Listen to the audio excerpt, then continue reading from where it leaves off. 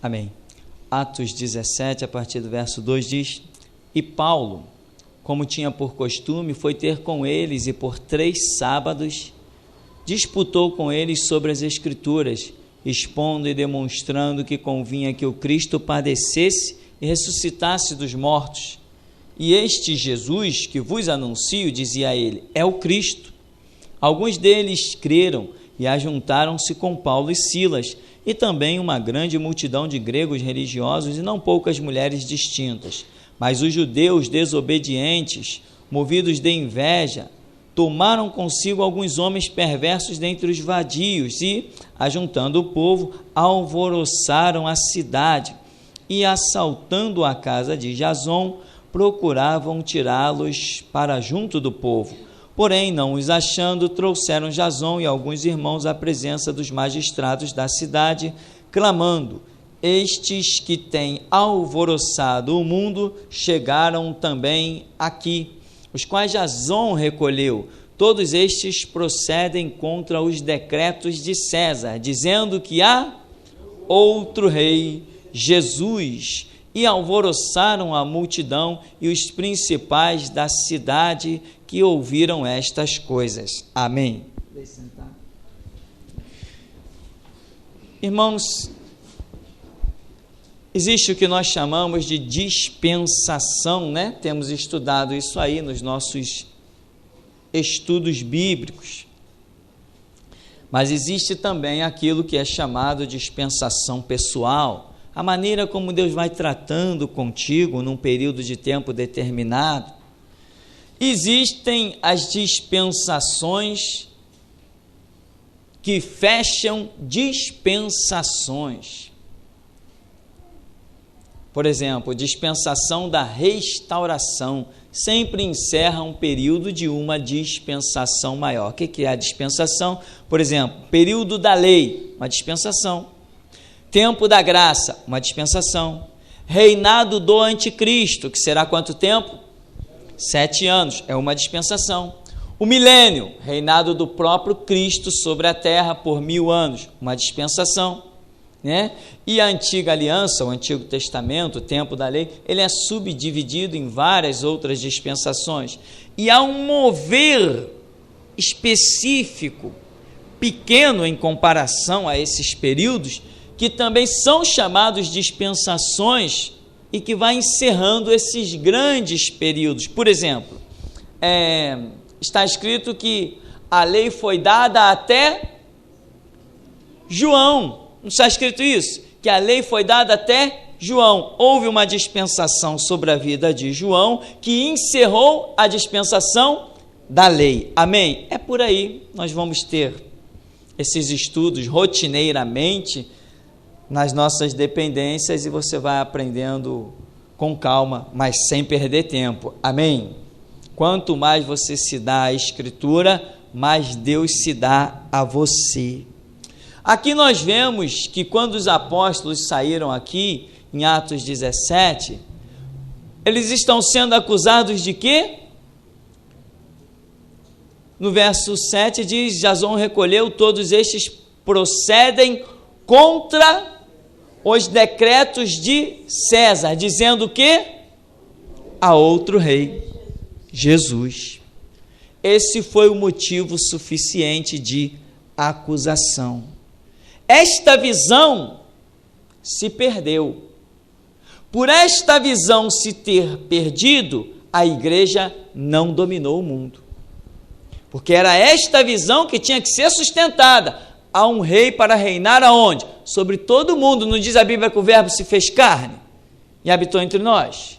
Quando os magos vieram do Oriente, eles disseram o quê? Onde é nascido o rei dos judeus? Vimos a sua estrela no Oriente e viemos adorá-lo.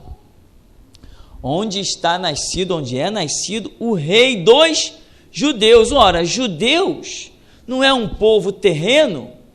Ou judeu é um povo celestial?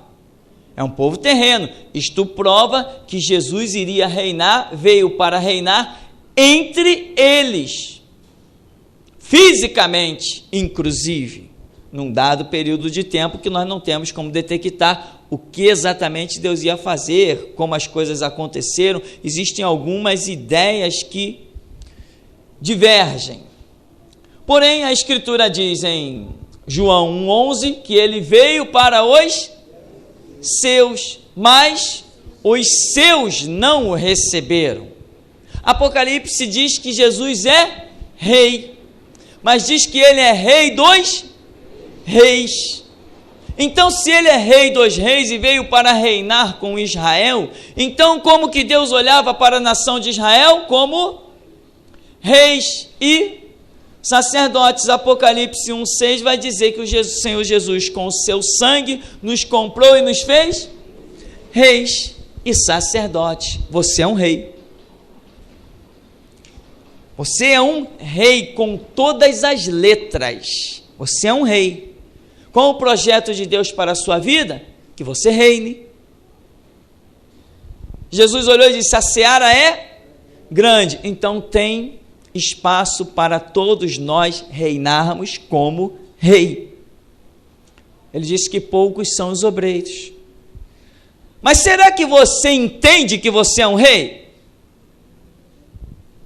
Se você não entender que você é um rei, você nunca será um rei, mesmo que as pessoas cheguem diante de você e se prostrem. Mesmo assim, mesmo que os demônios cheguem diante de você e bote a cara no chão, se você mesmo não entender quem você é, não adianta nada. Lembra dos espias? Fomos lá na terra.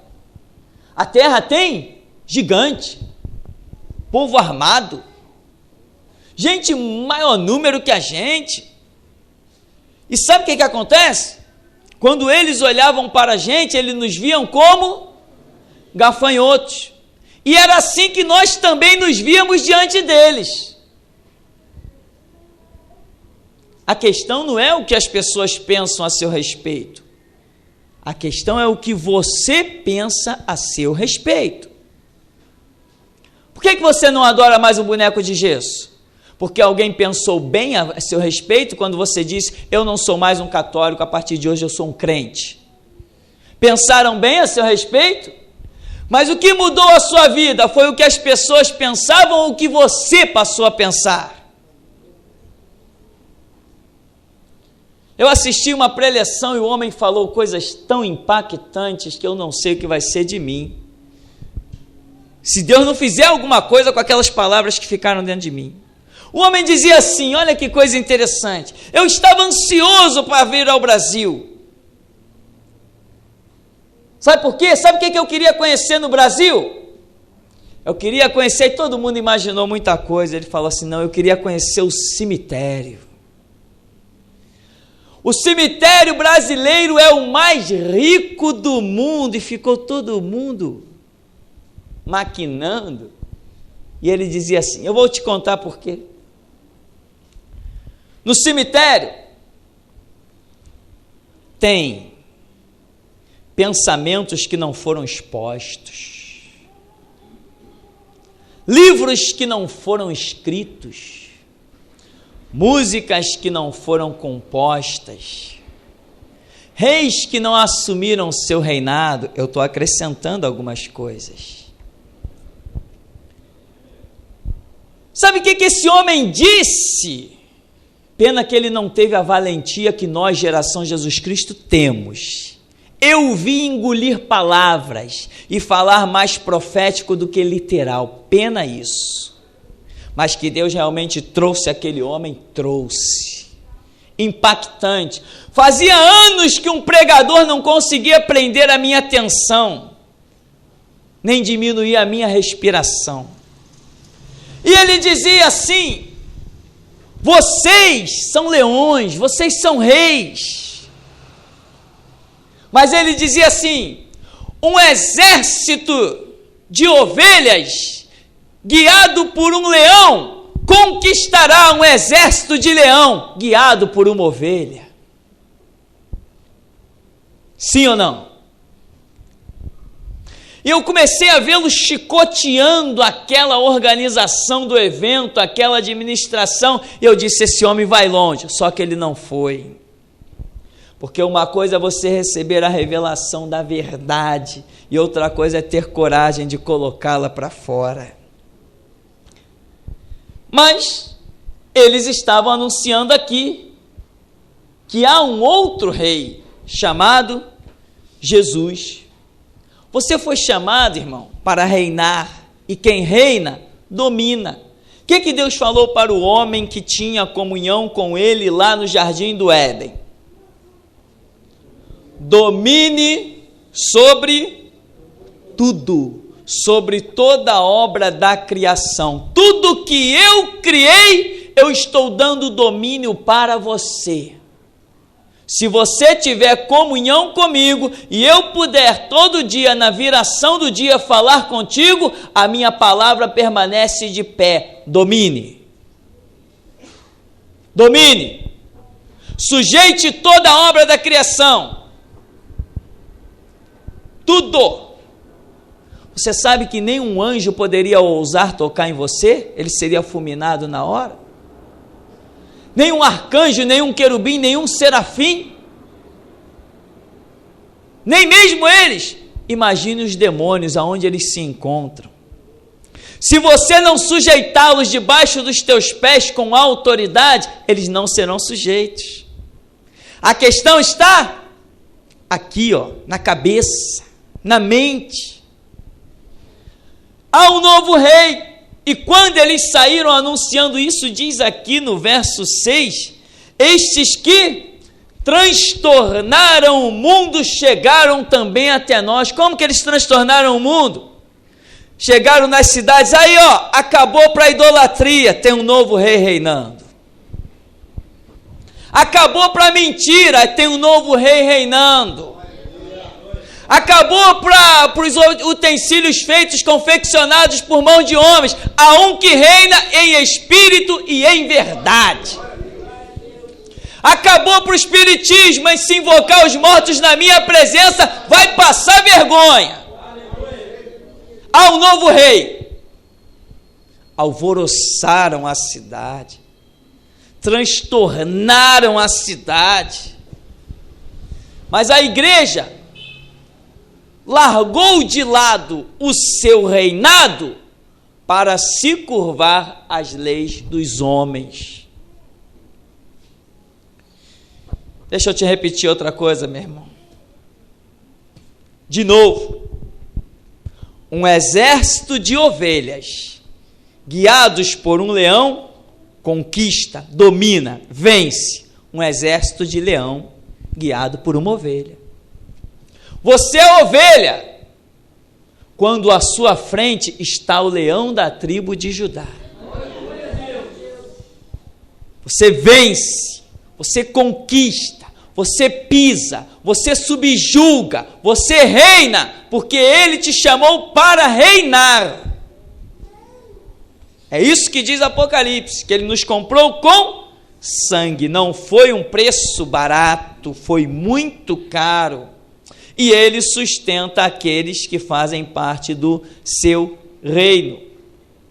Jesus veio para reinar, e se você observar Isaías, capítulo 9, o capítulo da promessa, Isaías, a partir do verso 4, Isaías 9,4 diz assim: porque tu quebraste o jugo que pesava sobre ele, a vara que lhe feria os ombros e o cetro do seu opressor, como no dia dos midianitas. Deus está falando de um povo que o jugo será quebrado. E diz no verso 5: porque toda a armadura daqueles que pelejavam com ruído e as vestes que rolavam no sangue serão queimadas, servirão de pasto ao fogo.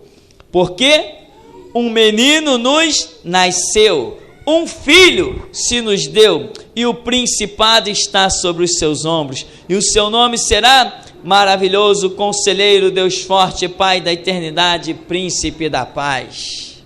O que eu quero que você observe? O menino nos nasceu, um filho se nos deu,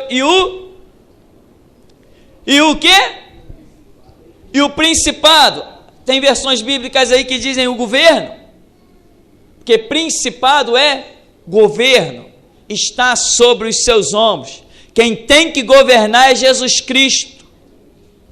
Ele te chamou para proclamar o governo dele. O governo dele tem uma lei para ser implantada em todos os cantos da terra. Esta lei se chama Evangelho. Ele disse: ide por todo o mundo e pregai o Evangelho, implantai o meu reino. Não é para abrir mão do estatuto dele.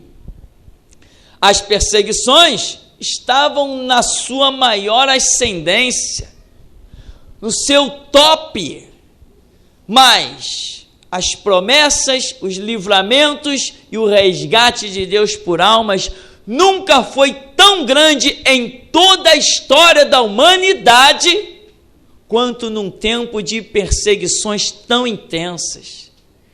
Com a perseguição mais assídua, Pedro pregou e 3.000 convertidos. Numa pregação só, 3.000. Daqui a pouco Pedro pregou de novo e 5.000. Em 2 pregações, 8.000 convertidos. Isso é de fazer inveja a qualquer pregador. Nunca mais nós veremos isso. Sabe por quê? Porque aqui eles eram homens sujeitos à lei de Deus. Hoje a igreja está sujeita à lei dos homens. Se Jesus tem um reino e te chama como rei, ele veio realmente fazer separação do reino deste mundo para o reino que ele quer implantar.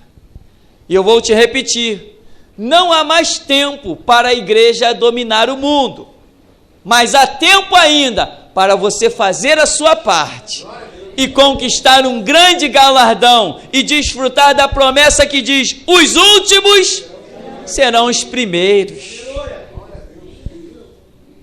Por isso, irmão, eu não quero saber quem me ameaça de morte, eu só sorrio. Até hoje nenhuma ameaça me atrapalhou, nem o sono. E muito não vai atrapalhar, não tem como atrapalhar. Eu estou determinado a ter como constituição da minha vida a Bíblia, a palavra de Deus. Mas as lideranças, tem uma pregação que nós temos aí antiga, que fala sobre cemitérios, fala de ovelhas da matança. Você já deve ter ouvido isso aí na rádio. E hoje as igrejas se transformaram assim, como dizia o pregador, em cemitérios muito ricos. Quando você vem para Cristo, na semana que você se converte e recebe aquele impacto do Espírito Santo, você é o homem mais poderoso do mundo. Ah, eu aceitei Jesus. Jesus vai me abençoar. Jesus vai me fazer triunfar. Não, eu estou com Deus. O Espírito Santo está com aquele fogo queimando dentro de você e você está tinindo. Daqui a pouco, as lideranças chegam. Não, não é bem assim. Isso é fé de principiante. Eu também já fui assim. Aí contam a história deles para vocês. No começo da minha caminhada, eu era o tal. Eu fazia. Eu orava, os enfermos ficavam curados. E eu passava, os demônios saíam. Não, mas isso depois esfria. E eles têm a obrigação, dada pelo diabo, de transformar a sua vida em um rico cemitério. Mas como dizia o pregador, você não tem que morrer cheio, você tem que morrer vazio. Colocar para fora esse gigante que está dentro de você. Você foi chamado para reinar. Jesus não veio neste mundo procurar escravos. Ele já estava no céu servido de miríades e miríades de anjos. Não precisava de mais. Ele veio procurar, conquistar, ganhar reis. O preço de sangue não compra escravos, só compra reis. Os escravos eram comprados por 30 moedas de prata. Nenhum senhor e rei jamais deu a sua vida por nenhum escravo. Mas um rei tinha que dar vida por outro rei. Você é rei. E você vai se levantar. Você tem que esquecer os teus conceitos da Assembleia de Deus, senão você vai continuar no cemitério. Você tem que esquecer os teus conceitos batistas, metodistas, presbiterianos, senão você vai continuar sepultado. Nós não temos parte com aquele Cristo que não cura mais, que não expulsa mais demônio, aquele Cristo inútil de braços cruzados, de cabeça debaixo do pé do diabo, servindo as leis do Congresso Nacional. Nós não temos parte com eles. O nosso Cristo, depois que ressuscita, diz: todo poder me é dado nos céus e na terra. Você tem que despertar um gigante que está dentro de você. Tem que despertar mesmo. Pastor, como é que eu faço para despertar esse gigante? Dobre, duplique, triplique as suas horas de oração e clamor. Passa a te alimentar da Bíblia mais do que nunca, porque se a sua atitude espiritual não muda, a sua vida espiritual também não muda. Tem uma fonte de alimentação jorrando na sua presença, e você precisa. Tem algumas coisas que têm me deixado atordoado. Eu estou nesse momento aqui pregando, mas minha cabeça não consegue parar. Assistindo uma fita de Josué Erion, um homem que prega mundialmente, já teve as 2 pernas quebradas na antiga União Soviética por pregar o Evangelho. Ele conta que um pastor nos Estados Unidos estava orando e, com certo orgulho, nós temos a moeda forte, nós conhecemos a Escritura, nós temos muitos missionários, temos igrejas grandes, nós vamos conquistar o mundo para Cristo, nós temos a palavra final para anunciar o Evangelho. E quando ele está nesse orgulho, muito santo, por sinal, digno de louvor, o Espírito Santo vem com o pastor, para o pastor e diz assim: não é a moeda forte que vai conquistar, não são as grandes igrejas, nem os missionários de vocês. Aqueles que vão pregar a palavra final do Evangelho são os latinos, de língua portuguesa. Não são vocês, são eles que vão me anunciar no final dos tempos. Irmão, eu sei que isso queima no teu coração, porque isso tira o meu sono. Isso me deixa tonto. E nesses últimos dias tem subido cada coisa ao meu espírito muito impactante. O nosso hino nacional brasileiro, o hino da nação, diz assim: gigante pela própria natureza. Gigante pela própria natureza. Ninguém fez dele um gigante. Ele é gigante pela própria natureza. Um pastor americano chegou na praia de Copacabana. Quando ele colocou os pés na areia para contemplar o mar, ele teve uma visão, deitado sobre a areia, um grande gigante. Ele levou um susto com a visão, e ele falou: meu Deus, que é isso? Que gigante é esse? O Espírito Santo falou com ele, claro, em bom som: este gigante é o Brasil, que está adormecido, mas vai se levantar.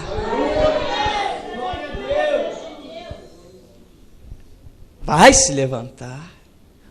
Tem que se levantar. Entende, irmão?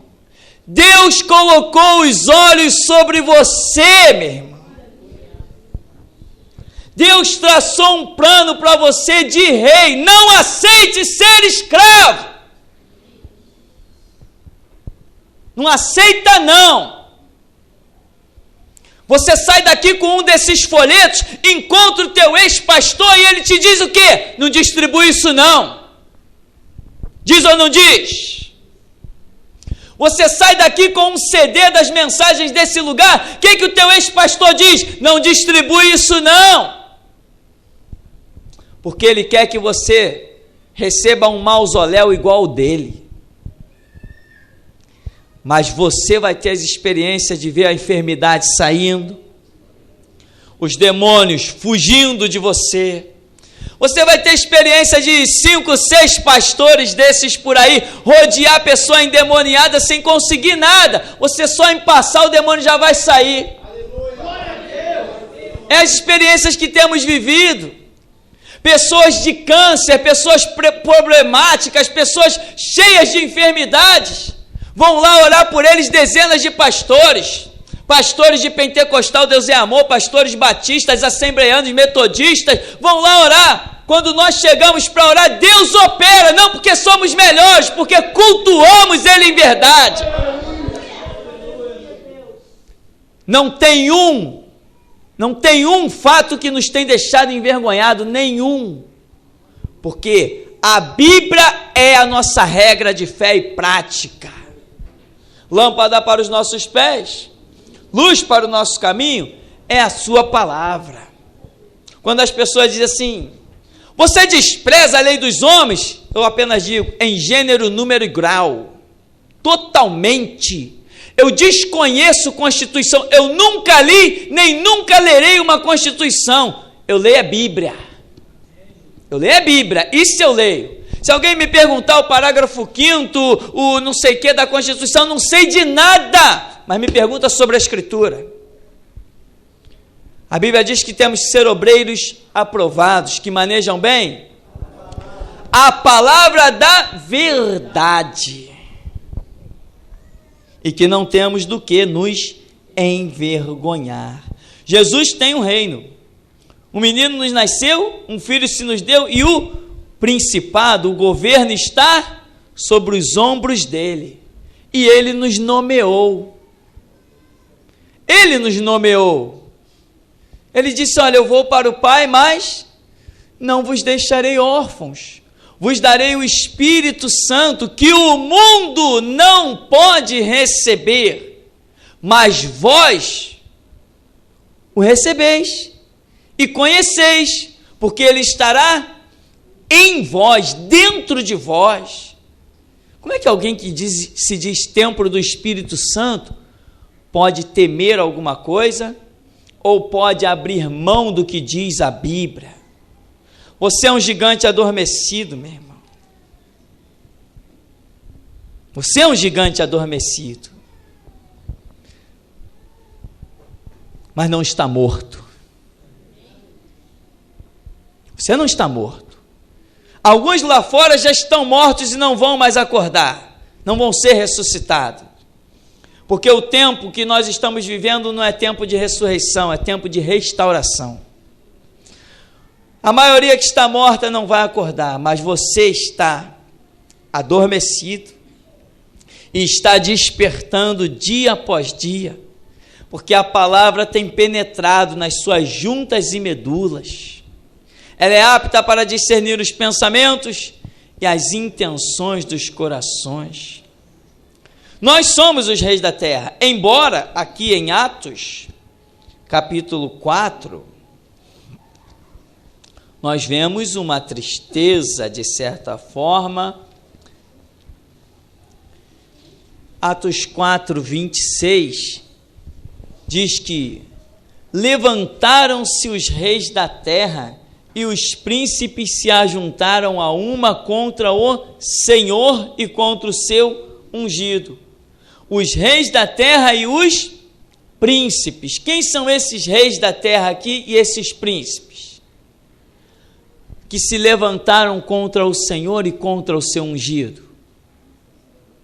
São os judeus, o sinédrio judaico, os sacerdotes judaicos. Não foram eles? Isso aqui é uma repetição do que diz o Salmo 2:2. Que os reis da terra e os príncipes, o seu próprio povo, se levantou contra o ungido do Senhor. Mas o que eu quero mostrar para você, como é que Deus trata os seus discípulos? De reis e príncipes. Irmão, deixa eu falar um pouquinho agora, até descer no natural um pouquinho. Se o teu emprego está uma porcaria, clama a Deus que você vai ver Deus mudar a história. Agora, sabe o que acontece? Tem gente que aceita ser escravo.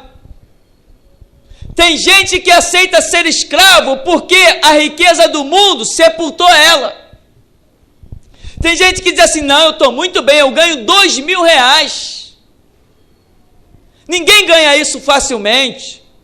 Outro dia, eu ganho 4.000, não, isso é um emprego que eu tenho que zelar por ele. Aí zela tanto pelo emprego que se torna um escravo. Prosperidade não é ter dinheiro, prosperidade é ter Deus. Prosperidade é o Espírito Santo olhar para você como templo. Prosperidade é o óleo ser destilado pelas suas mãos. Isso é que é prosperidade. Prosperidade é Deus poder contar com a tua boca na terra. Isso é prosperidade. Deus poder contar com os teus olhos, Deus poder contar com a sua mente, Deus olhar para você como uma página em branco que Ele possa escrever uma história nova. Isso que é prosperidade. Aí a pessoa diz assim, poxa, aqui eu tenho que aguentar isso, eu tenho que aguentar aquilo, eu tenho que aguentar aquilo outro, eu não posso falar aqui porque me proibiram, não posso fazer isso, não posso fazer aquilo, porque se eu sair daqui, aonde eu vou arranjar um emprego igual a esse? Nós temos 2 jovens na igreja que foram demitidos por pregar a verdade no seu trabalho. Se eles amanhã por esse ato passarem fome, eu fecho as portas da igreja e deixo de ser um pregador. Deus os vai honrar. Deus os vai exaltar. Deus lhes vai dar das suas barras de ouro que não se corrompem. Ele vai dar do que é dele, porque aqueles que abrem mão das coisas da terra recebem do céu. Então, meu irmão, muitos aceitam ser escravizados, aceitam mesmo. Você não deve aceitar. Se você está sendo guiado como um escravo, clama ao Senhor para que Ele te liberte. Não tente se libertar sozinho. Peça ajuda dEle. Porque Ele falou que se pois o Filho vos libertar, verdadeiramente sereis livres com a libertação dEle. Faça o seu papel de rei e sacerdote. Vá para a intimidade com o teu Deus. A Escritura nos mostra o Evangelho de Mateus, representado pela face de um leão. Isso é interessante. E o pregador que eu assistia, ele se prendeu muito na figura do leão. E ele contou algumas histórias até interessantes, descontraídas. Mas sabe o que ele dizia?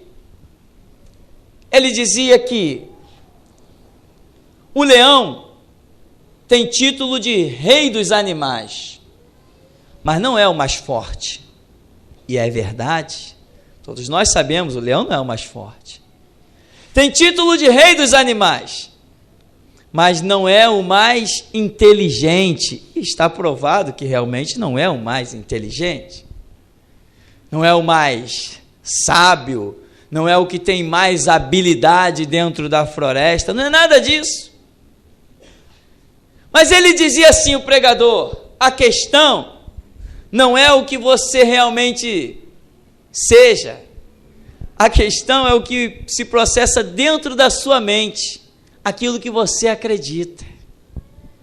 E eu lembro que a Escritura diz que se tu creres, verás a glória de Deus.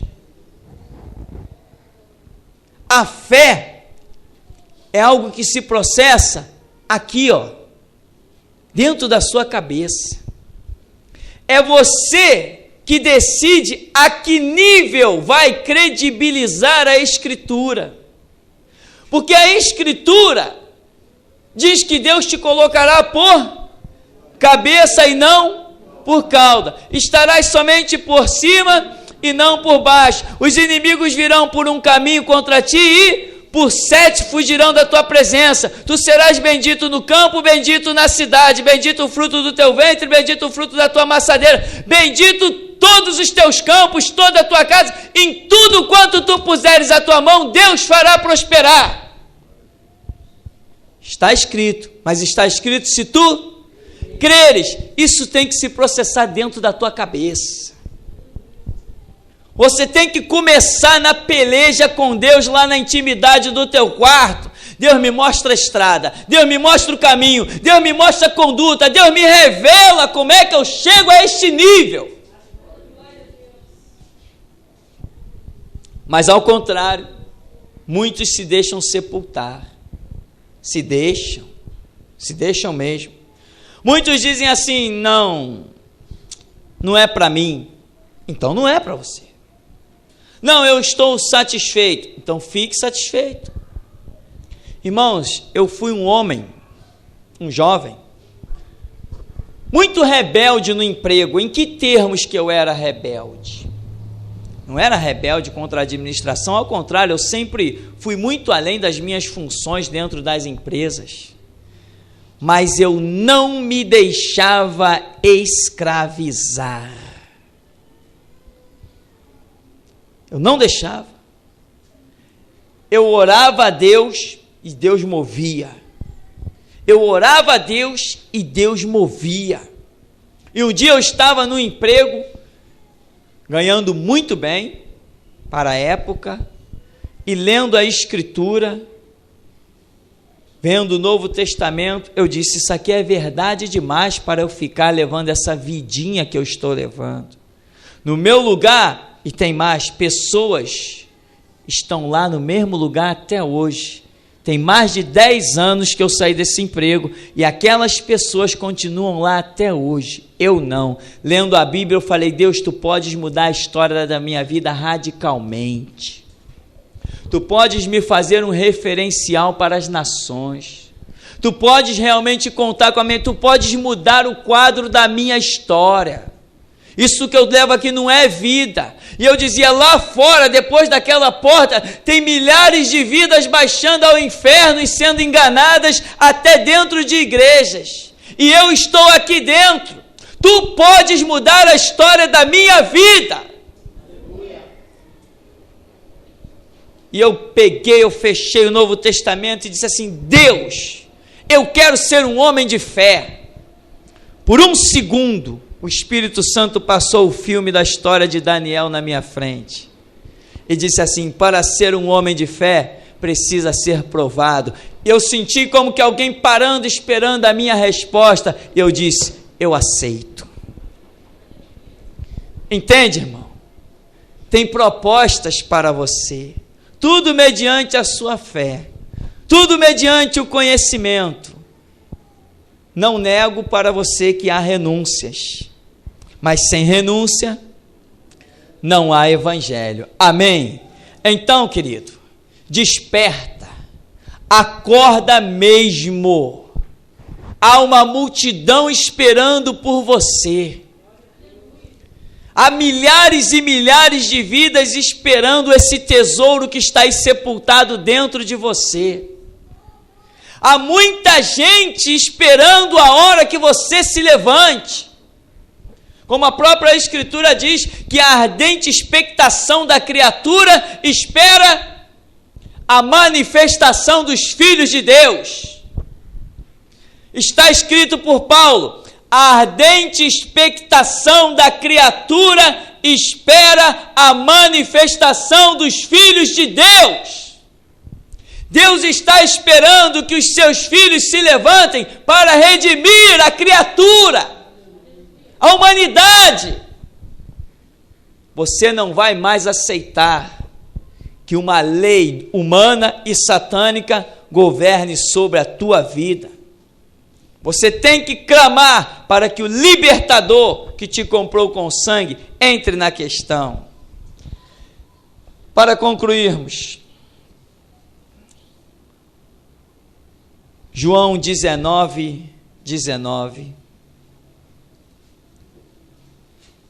o que será que este homem entendeu, embora a história pareça demonstrar que ele não se tenha curvado como deveria, foi criticado pelo que fez. João 19:19. E Pilatos escreveu também um título e pô-lo em cima da cruz, e nele estava escrito: Jesus de Nazaré, Rei dos Judeus. Jesus de Nazaré, Rei dos Judeus. E alguém, então está escrito aqui, muitos dos que leram este título, porque o lugar estava lá, era próximo à cidade, em hebraico, grego, latim, questionaram e foram ter com Pilatos dizendo: olha, não ponha desse jeito, diga que ele disse que era Rei dos Judeus. E Pilatos virou e disse: não, o que eu escrevi, vai ficar assim, é isso que ele é, Rei dos Judeus. Veio para os que eram seus, mas os seus não receberam. Você quer a revelação que Pilatos teve? A história não demonstra que ele seguiu o Rei dos Judeus, mas ele reconheceu. Senão não ia escrever um líder do estado, um chefe lá da província, colocar esse título, Jesus Nazareno, Rei dos Judeus. Alguns dizem assim: não, ele só fez isso para provocar. É mesmo? Então, querido, Jesus de Nazaré, Rei dos Judeus. A Bíblia diz que ele é Rei dos reis. Não é Rei dos reis ímpios, não. Ele é rei, quer dizer, ele tem um reinado com os seus reis, que Apocalipse 1,6 diz que ele comprou com sangue e fez reis e sacerdotes, aqueles remidos e lavados que credibilizam, como diz toda a Escritura, a sua palavra. Amém. Ficamos por aqui, o Senhor nos abençoe em nome de Jesus.